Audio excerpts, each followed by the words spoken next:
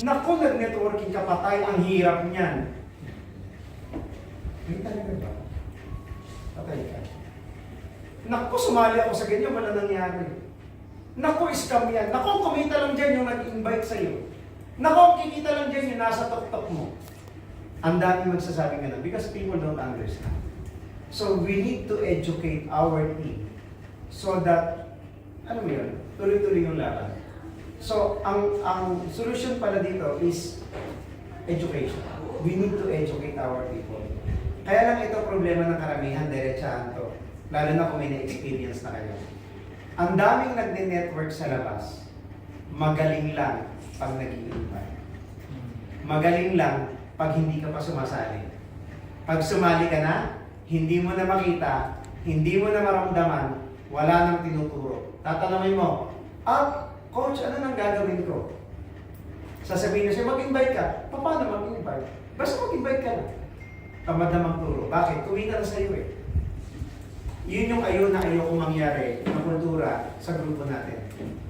The moment someone get inside, kailangan mailatag yung 5 basic steps. Para alam niya kung ano yung mga kakaharapin niya the moment she step outside the office. So pag-usapan natin 5 basic steps. Ano ba yung mga bagay-bagay na kailangan kong malaman, maunawaan, maintindihan the moment I get inside the business, okay? So ito yung number 1.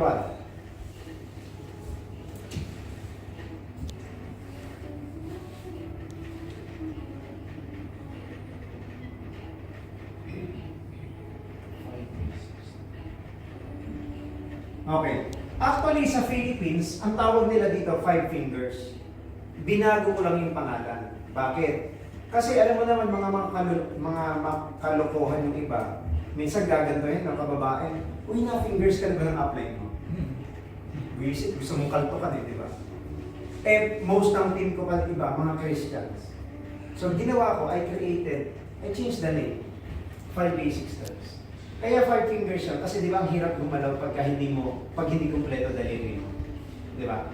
So ito naman, kailangan matutunan talaga. Parang 5 fingers talaga siya. Pero 5 basic steps ang ginawa ko. So okay, number 1, ito unang-una yung kailangan gawin. So ma'am, magkakaroon ka na ng assignment. Di ba may assignment ako sa inyo? Di ba may assignment ako sa inyo? Yeah, I bring one. Di ba? Ano assignment ko? Prospect. Nasaan yung prospect? 50%. Nasa? I... Huwag na akong tawanan yung iba. Hindi ako nakikipagtawanan sa'yo. Sorry po. Hindi, nasaan nga? Bakit ba kasi nakalimutan? Sabi ko kasi sa'yo, umuwi na tayo eh. Next time na lang tayo umatid ng training, madalami tayo eh. Kailangan yun. Alam niyo kung bakit? Paano tayo susundin ng mga partners natin kung tayo mismo hindi natin nagagawa? Ngayon, nakakatawa siyang isipin. Okay lang yan. We need to enjoy it. Pero critical yan. Because let me tell you what happened to me. First ever career kong pag-network, ang hiningi sa akin ng mentor ko, 5,000 names. 5,000 prospects. Sabi siya, nag-stress ako eh. Sabi ko, saan ko kukunin yung 5,000 names? Alam mo sabi niya sa akin, kung sa 5,000 names na pinapahanap ko sa iyo, nagre-reklamo ka na, huwag ka nang umasang magiging milyonaryo. Bigla ako na tauhan eh. So what I did, sinunod ko. Pero hindi ko talaga nagawa. Ang naisulat ko, 2,000 names lang. Sa 2,000 names, sa totoo lang ha, magiging honest ako, dinaya ko pa. May maisulat lang ako, madagdagan ko lang. Kahit hindi nag-e-exist na tao, sinulat ko talaga. I have to be honest, hindi ko mapuno. Pero ang nakontak ko nasa 500 plus. Sa 500 plus, ang nag-respond sa akin 200 plus. Sa 200 plus nag-respond, ang positive 80 plus. Sa 80 plus, ang willing pumunta, makipagkita, nasa 20 plus. Ang dumating, 18. Sa 18, ang positive, 9. Sa 9, ang nagtuloy 3. Yung isa, kamag-anak ko pa. Yung 3, yun yung nagbigay sa akin ng libo-libo katao. Wow. Because it is a numbers game pala. Marami magta-try, pero hindi lahat matutuloy. Parang education. everybody will pay the tuition fee, pero hindi lahat gagraduate. Because merong requirements. You need to go to school. And going to school has a requirements for you to graduate. You need to study hard. Magkaiba yung pumapasok sa nag-aaral, tandaan niyo yan. Tapos, meron pang thesis, meron pang defense, meron pang OJT. Saka magtatapos na. Saka ka gagraduate. Pagka-graduate, wala pa rin assurance na may trabaho. Kapag nagkatrabaho, walang assurance na makakaipon. Kung makaipon, walang assurance na yayaman. Every single thing has a process. Sabi ko, kung sineryoso ko pala yung pinapagawa sa akin ng mentor ko, kung 5,000 na gawa ko, baka nakontak ko 2,000. Baka ang nag-positive, 1,000. Baka ang tumuloy, 100. Baka ang nagseryoso, 10 o 20. Baka yung tao ko, doble, triple pa. Because network marketing is a numbers game. Yes, hindi lahat tutuloy, pero maniwala ka at hindi. Meron at merong tutuloy, meron at merong maniniwala. Bakit? Alam niyo ba kung sino ang pinakamahirap na i-convince sa buong mundo? Alam niyo kung sino? Sarili mo. Totoo yun. The biggest competition, the hardest person na i-convince sarili. Kasi bakit? Kukontrahin mo lahat. Pagdududahan mo lahat. Normal yun. Okay? So, eto ngayon, yung unang-unang magiging assignment nyo.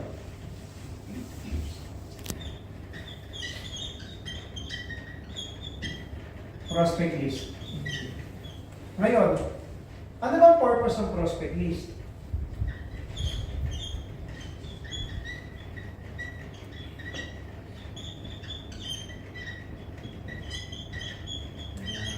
Okay, for proper monitoring. Paano gumawa? Kung magaling kayo sa computer, better. Kasi pwede nyo i-computer ito. Kunwari, ito yung bond paper. Ang kailangan ko lang, name,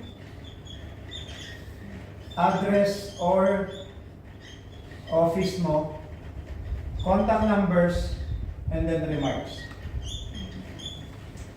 Ang magiging assignment ko sa atin, guys, is your first to 50 priority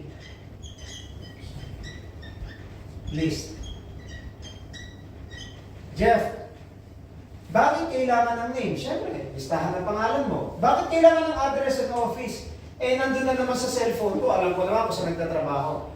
Because, kung mapapansin nyo, minsan nagpo-post ako kung nasa Abu Dhabi ako, nasa Al-Ain ako, nasaan ako. Ngayon, kung alam mo nandun ako sa area at na-trace mo ka agad, meron kang tao doon, pwede mong kontakin ka agad. Pwede kong i-meet kahit wala kayo doon. Kaya siya tinawag na proper monitoring. Bakit? Kasi nasa cellphone ko yan, iisa-isahin mo. Hindi mo naman pwedeng bilisan yung scroll kasi ang bilis gumalaw lang sa cellphone. Iisa-isahin mo. Eh pag nasa bond paper, isang scan mong ganyan, kita mo kaagad. Tama? Ngayon, bakit may numbers? Kasi hindi mo hawak ang cellphone mo for the rest of your life. Kung pwedeng ma-reset, mag-factory reset, mawala lahat. Pwedeng mawala yung actual na cellphone. Eh Jeff, meron namang Facebook, meron namang Instagram, meron namang TikTok, pwede kong kontakin. Agree naman ako. But always remember, speed is the name of the game. The moment na kinokontak mo pa lang yung prospect mo, baka natawagan na ng iba, na bit-bit na dito, ang malupit, baka mamaya ako rin na maglalatag. Nawalan ka. Eh, paano kung yung tao na yun nag-top earner? Nasana tao mo siya? Nasana business partner mo siya? Nawalan ka dahil lang hindi mo sinunod. Tandaan nyo, ang tinuturo ko sa inyo is not based kung sa kung ano pa man. This is based on my experience for the past more than 20 years. Kailangan ng contact numbers. Ngayon yung remarks, dito mo ilalagay sino yung appointment mo for Monday, Tuesday, Wednesday, Thursday, Friday. Positive ba siya? Negative ba? Pero pagka negative, huwag mo namang burahin. Baka mamaya, visit, hayop ka. Baka na mukha mo. Utang na loob. Ilagay mo na yan. Huwag naman. Because always remember, no doesn't mean no at all. Sometimes baka may pinagdadaanan lang. Kunwari, baka mamaya nag-away sila mag-asawa. Di ba? O baka mamaya, kaya ayaw niya kasi walang budget. Baka mamaya nawalan ng trabaho. Baka mamaya may sakit sa pamilya, hindi makapag-isip na maayos kasi stress, kasi namang problema. No doesn't mean that, no at all. Sometimes wrong timing lang talaga. Tingnan mo, si ma'am, nalatagan na. Ang problema, wrong timing. Bakit? Busy siya ng mga panahon na yun eh. Hindi niya naharap. Pero kung may time siya ng oras na yun at binigyan niya ng focus, member na siya doon. Pero dahil wrong timing, hindi siya nag-join. Pero ako naniniwala kasi ako sa salita. Walang aksidente. Merong dahilan. Bakit sa team ko, sa kanila, ka nagtiwala. Baka mamaya kasi kung nag-join naman siya dati, dahil walang personal na magagay, hindi rin magmamaterialize. Kasi tandaan niyo kahit anong galing mo sa online, iba pa rin yung makakasama mo yung taong magtitrain at mag-guide sa iyo. Iba pa rin yun. Yes, online will play an important role. It is very vital. Pero critical pa rin na makakasama mo yung taong magtitrain sa iyo. Kasi bakit? Subukan mo sa Zoom. Magpa-attend ka. Hindi lahat magbubukas ng cam. Hindi mo alam, tulog na. Yung iba na ginagawa. Pero pag personal, wala kang choice. Makikinig ka, matututo ka kasi magkakaharap tayo. Klaro? So, ito yung unang assignment nyo. Jeff, paano kung malalaman prospect siya? Ang basehan, case system. May mali kasi tayong pagkakaunawa about prospect. Ang akala natin, pag sinabing prospect, kailangan ka-close. Hindi po. Prospect, any person na feeling mo, gusto mong makasama sa team mo, na pwede mong matulungan. Case system, kaibigan, kamag-anak, katrabaho, ka-Facebook, ka-TikTok, kabit, wala sila ng letter K. Prospect yan. Because most of the time, not sometimes most of the time, kung sino pa yung stranger at hindi mo ka-close, yun pa yung magtitiwala sa iyo. At kung sino pa yung pinakamalapit sa iyo, yun pa yung unang-unang magre-reject sa iyo. Yan ang katotohanan. Okay? Pansin nyo, sa mga nagsimula. Di ba? Kung hindi asawa, boyfriend, kapatid, parents, pinsan, kamag-anak, yun pa yung unang nag-reject sa'yo. Ito matindi. Yung stranger na hindi mo naman kilala, yun pa yung nagtitiwala. Nakaka-relate? Agree? Oo naman. Majority nga ng PA natin, puro TikTok eh. Yes. Hindi naman natin kakilala. O di ba yung sarili mong kapatid? Di ba dyan, kapatid mo nga eh, nauna pa nga yung ibang tao kaysa sa kapatid mo eh. Anong point ko? Yun yung realidad talaga, especially about network. So, case system, anyone is a prospect. Pero may tinatawag na priority list. Paano mo malalamang priority list siya? Kailangan hanapin mo yung right man.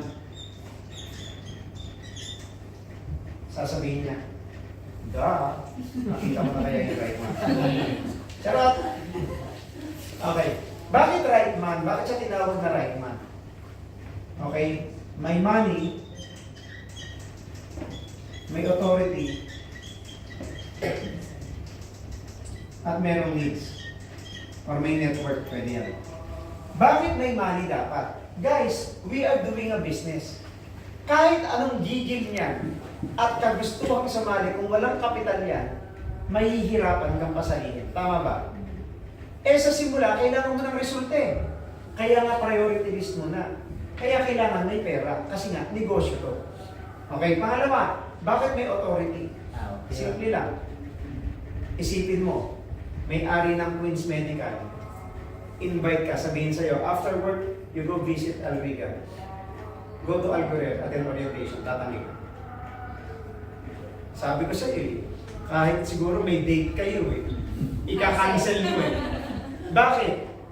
Hindi dahil boss mo siya, kasi makikisama ka. Tama? Mag-asawa, Iba yung may authority. Mag-asawa din, kuwari yung pera mo nandun sa kanya. Oh, Ano iba pa yun. Authority yun. Authority tayo. Authority. Experience ba? Kaya nga sinama eh. Totoo yun. So, iba yung may authority talaga. Kunwari, yung asawa may hawak ng pera, sabihin, kumatay ka ng orientation. Doon naman order. Ngayon si Jun, yung utak, hindi na lang yung ano sa Liza. Wala akong pera, yung sa kanya, yun. Walang laban eh. Inugdat. Diba? So, iba pa rin yung may authority talaga. Another thing, kunwari, isang organization, yung presidente nagsabi sa mga members, guys, we will be having orientation on Saturday, 5 p.m., go to Algorithm. Sino kayong tatanggi? Wala, makikisama. Bakit? Presidente ng musik. May authority. Ngayon, bakit mayroong needs or may network?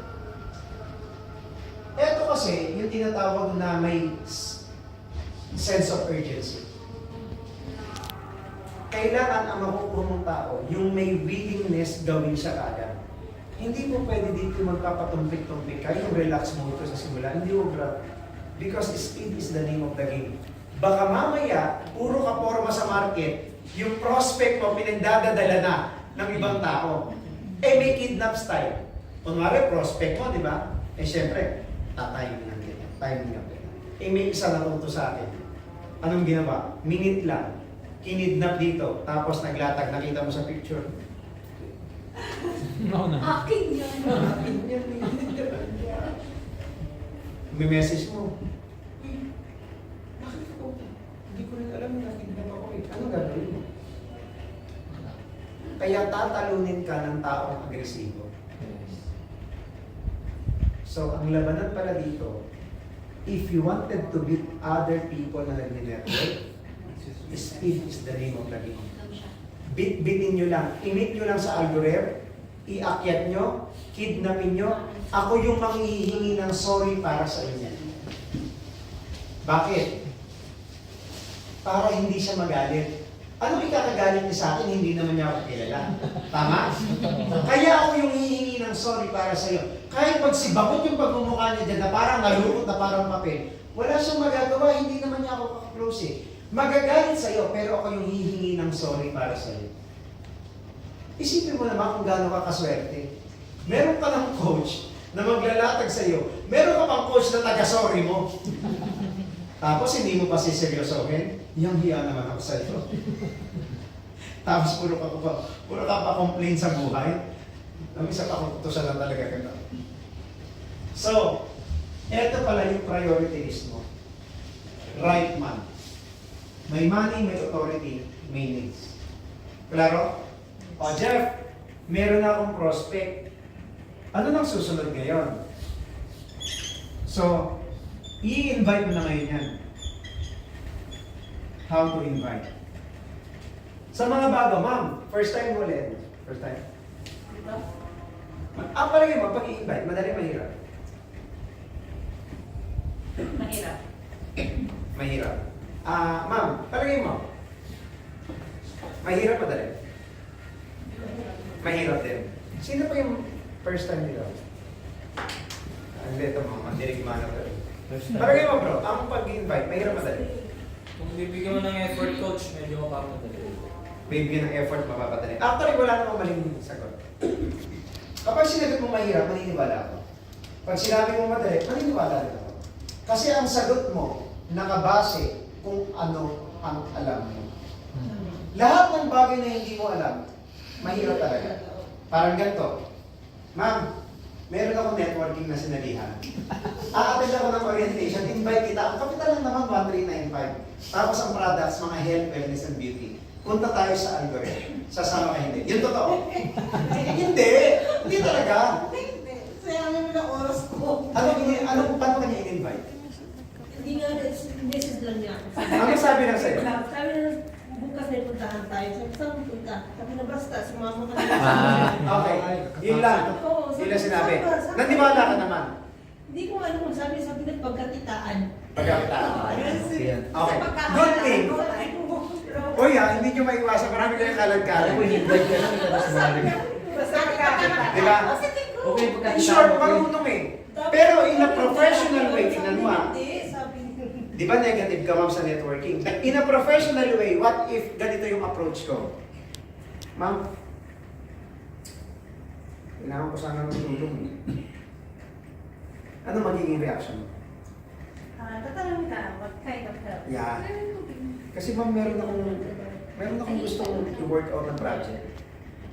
Ang problema, I need to assess, I need someone who's better than me, na merong experience na dito sa Middle East, especially in Dubai, na pwede mag-assess kung pwede mag-materialize dito sa Dubai.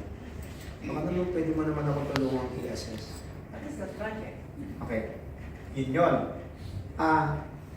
Kita tayo, Friday, 3 p.m. Pa-assess ko ng share, tingnan mo lang.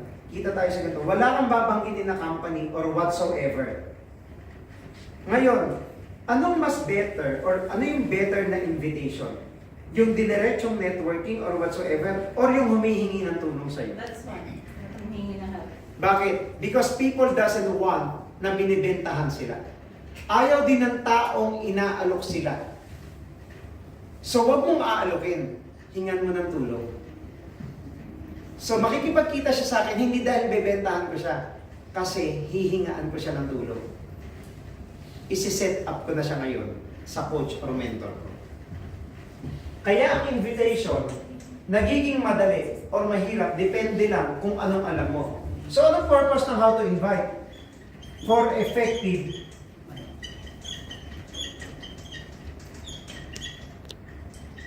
invitation. So madali mag-invite, hindi mo lang alam kung magiging effective or hindi. So dito tinuturo, yung most professional way to invite is you ask for a help. Huwag na huwag mong ipaparamdam sa prospect mong mas magaling ka sa kanya, maniwala ka hindi sasama yan. Kailangan siya yung mas magaling. Tandaan nyo, sa simula, tayo ang nanliligaw. You let them or you make them feel good so that they can decide positively. Tandaan nyo, mas madali kayo mag-decide pag you feel good. Yes. Tama? So critical pala yun sa how to invite. May mga tao may invite mo inuman. Pero pagdating dito, food supplement ang makikita. May mga tao may invite Bible study. Pero pagdating dito, yun ang makikita. May mga tao may invite chicks. May kakilala nga ako kinidnap chicks daw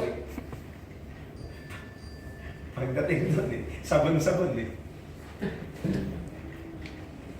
Yung iba naman, part-time. Pero, huwag niyong gagamitin ng part-time. Part-time chicks. Kasi bakit? Mabubwisit yung tao sa inyo. Lalo na kunwari wala ng pera. Tapos pinapunta nyo part-time, mabubwisit sa inyo. Kasi bakit? Last money na pinuntahan niya to tapos wala nga pera, di ba? Kaya nga, di ba, right man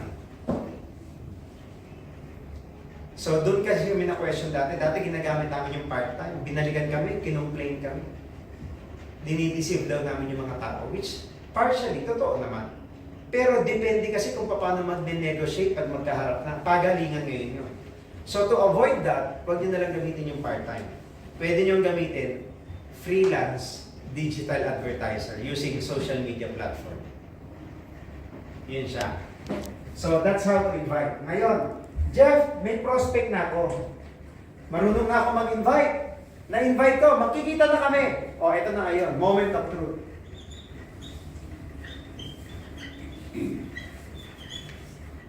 ABC rule na ngayon.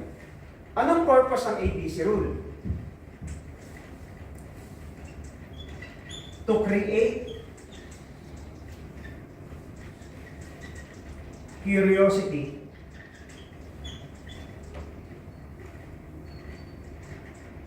to establish credibility.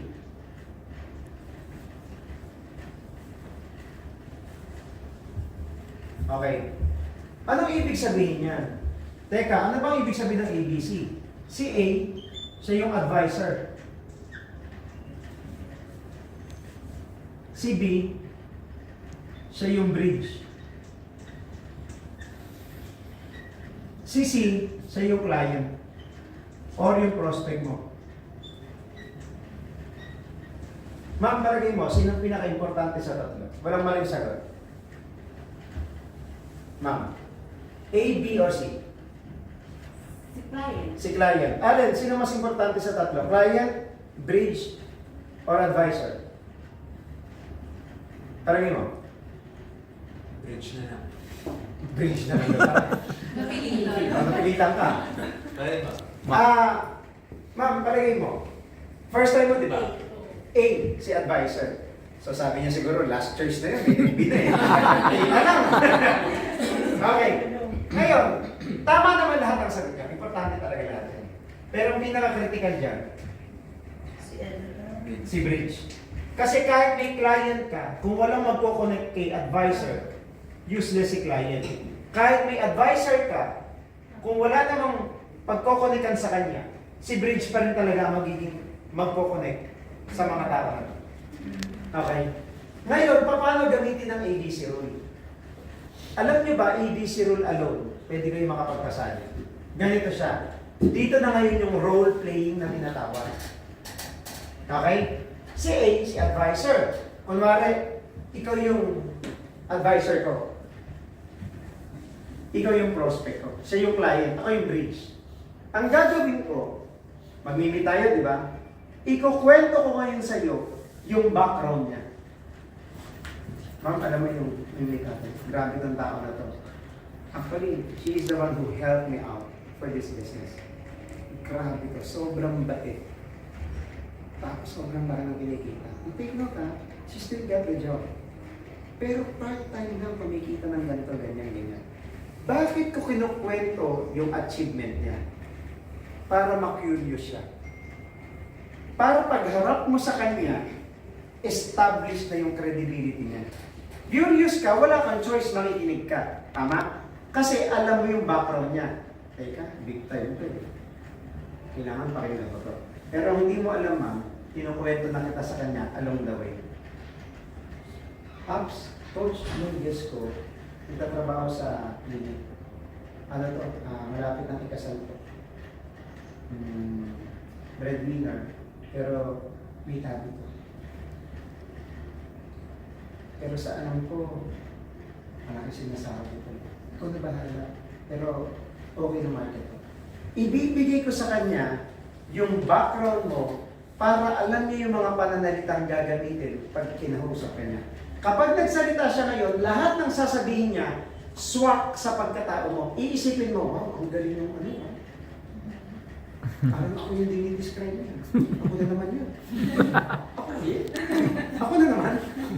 Pero ang totoo nun, na-set up kita. Hindi dahil gusto nating isahan o lokohin. Bakit? Kasi through that, makakatipid tayo ng oras. Yes. Kasi napansin nyo, pag marami, anong ginagawa ko? Ma'am, kumusta? Saan ka sa Pilipinas? Ilang taon ka na dito? Anong work mo? Pamilyado? Ang daming tinatanong. Bakit? Kasi hinahanap ko muna saan kami magko-connect para sumettle down muna yung sitwasyon. Eh pag alam ko na, lahat ng bibitawan mong salita, connected na sa iyo. Kaya nga, mas effective sa totoo lang, yung pa isa-isa o dalawang guest lang, hindi yung sobrang dami. Kasi yung maaaring mindsetting ko sa kanya, maaaring hindi mag-fit in sa kanya at hindi mag-fit in sa iyo, pero sa kanya fit in. You can't win them all. Kaya ako, pag naglalatag ako or meron akong prospect, hanggat kaya kong isa lang, totodohan ko. Kung magdalawa man, next schedule siya. Huwag mong pagsasabayin. Pero kung nagmamadali, wala tayong choice. Kailangan pagsabayin. Pagalingan na lang talaga ng coach or mentor na mag-open mind sa kanila para magbukas sila ng isip. So doon ngayon gagamit. Kaya kung mapapansin nyo, pag nagtotok ako, humaharap ako kung kani-kanino. Minsan dito, minsan dito, minsan dito. Kailangan ma-involve silang lahat. Huwag na huwag mong ipapafeel sa kausap mo na hindi siya kasama sa discussion, mabubwisit sa iyo. A, B, C. Na-establish mo yung credibility ng upline mo, nabigay mo yung background ng prospect mo, ganun dapat kagaling si Bridge. Kaya nga, di ba, pagpasok sa office, dapat anong ginagawa? May sasalubong ka agad. Hello, ma'am, welcome sa office. Sino ba nag-invite po sa inyo? Ay, ganito. Harap mo muna sa products. Ay, ma'am, ito po yung company namin, ito po yung products namin. Okay, it is all natural and organic. Anyway, it is founded in the Philippines. Tatlo po yung may-ari nito. Doc Patrick Veta, Mark Anthony Dapido, and Willie Chavez. Yun yung dahilan kung bakit nagre-request ako sa management ng life-size picture ng mga may-ari. Para pagdating sa loob, hindi ka na mag-e-explain sa marketing plan. Pansinin nyo, may ibang company, merong life-size picture ng mga may-ari nila. Kaya pag nagpa-picture, kasama nila yung may-ari. Pag harap mo yung kay coach, kay upline, ano lang ilalatag? Kung paano na lang ma-involve. Di ba, ang nangyayari sa akin, nagdi-discuss pa ako na profile ng company, ano yung products na minamarket. Saka mo ngayon i-aalok yung 4 easy steps. Kaya pala may role playing. Yun pala yun. Ganun pala siya.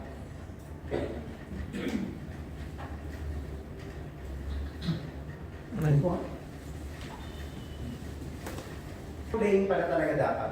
Okay, number 4. Madali na tayo dito.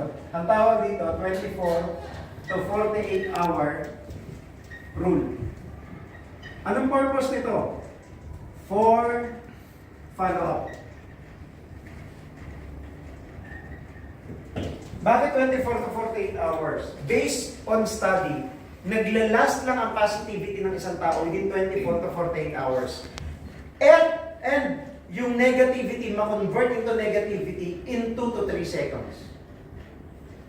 Kaya kailangan yung bantayan. Kaya nga pag naglalatag, nag-explain, ang binibilin after uy, wag ka muna magkukwento sa iba ha. Bakit? Kasi pag ang nakwentuhan niya negative, maniwala ka, pati siya damay. And tandaan nyo, maraming bida-bida sa buhay natin. Yung Mr. Know-it-all, yung feeling alam lahat, teka lang ha, mag-isip-isip ka. Baka mamaya yung mapagtanungan mo, mas matino pa yung buhay mo kaysa sa kanya, tapos yung paniniwalaan mo. Mukhang may problema tayo pagka gano'n. Okay lang kung nakikita mo siya as your idol or yung siya nilulook up mo.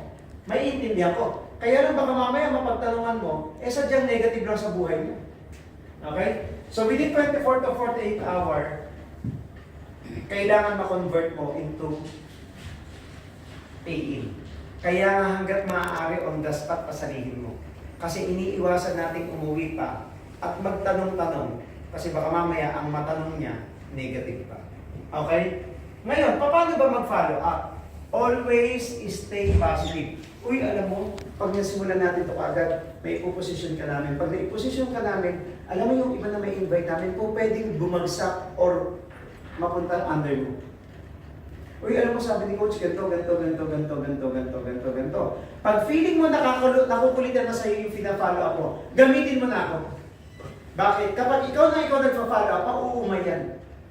At huwag na mong sasabihin kung kailan ka sasali. Wag.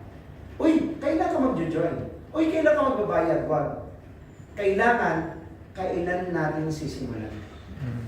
Always remember, we are offering a partnership. Hindi mo siya kinukuha bilang tao mo. Kinukuha mo siya bilang partner mo sa negosyo na to. Uy, girl, kailan natin sisimulan? Uy, alam mo, pagka sinimulan natin ito kaagad, mas mabilis tayo makakabawi. Natin. Kailangan kasama ako parati. At huwag mong sasabihin, kailan ka magbabayad? Kasi parang feeling niya ngayon, ang habol mo ng pera.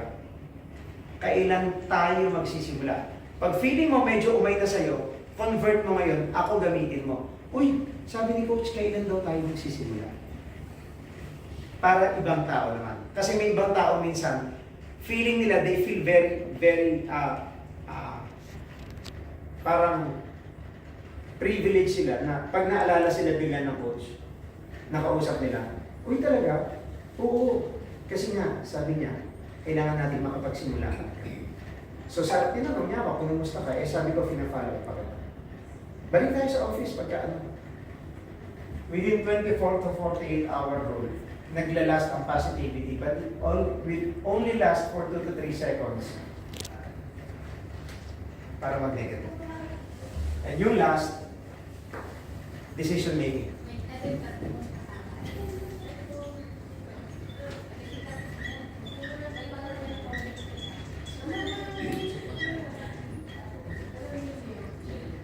How to handle rejection. Eto na. Dito na magkakatanong ngayon. Nag-yes or nag-no, kailangan alam mo yung sagot. Pag nag-yes, congratulations. Paano pag nag-reject? Paano pag ayaw niya? Ano ang respond? Ito ang respond. Hindi ako sa Facebook. Ask question, then agree. Then, give recommendation. After mo mag-recommend,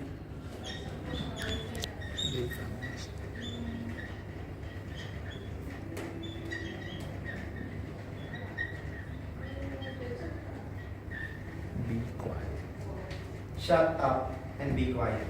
Do not argue with your prospect. Kasi nga, most of the time, no doesn't mean no at all. Ask question, uy talaga, ayaw mo, bakit? Doon mo malalaman ngayon, bakit ayaw niya? Eh kasi wala kang time. Eh di ba sabi na ni coach, kung wala kang time, meron naman siyang time. So ano gagawin pa? Pag nag-ask ka ng question, mag-agree ka muna. Ay, ganun ba sa bagay? Busy ka sa work mo. Pero di ba natatandaan mo yung sabi ni coach? Kung wala kang time, meron naman siyang time. Eh sagot ng isa, kasi hindi ako marunong sa ganyan. Sa bagay, first time mo, di ba? Isa ka. Pero di ba, si coach, siya naman yung nagsasalita para sa atin. Always ask, then agree ka muna. Para kalmado siya.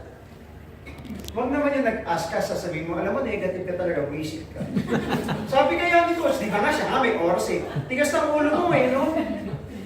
Kulit mo eh. Alam mo, kaya kahampas ka pa eh. Kaya mo nga, kaya ano nangyayari sa buhay mo eh. Nakakwente eh.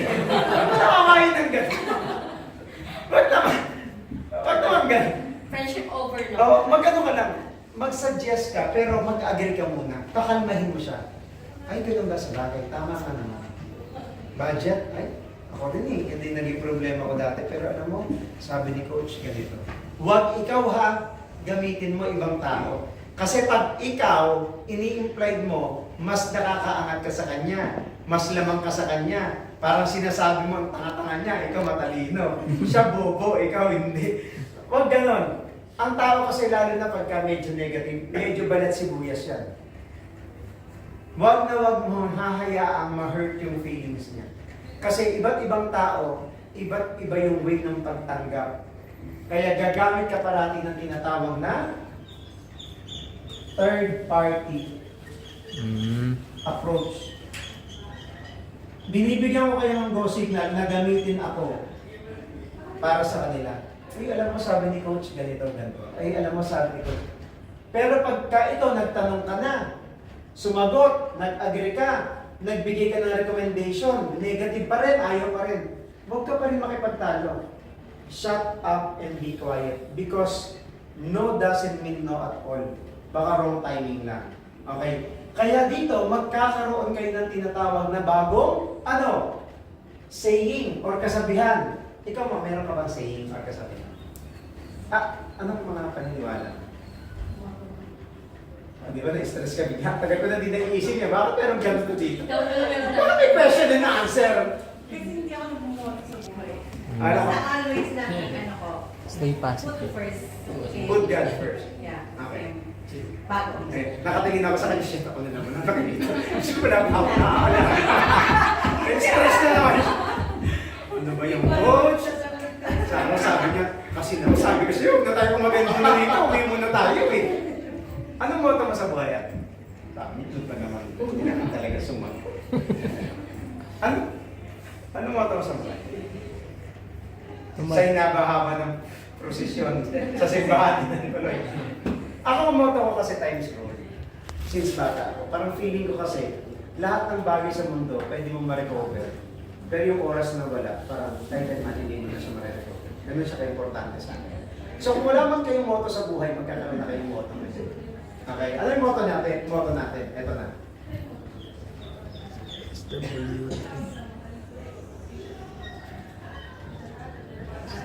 SW3 next. Okay, anong ibig sabihin niyan? Some will join.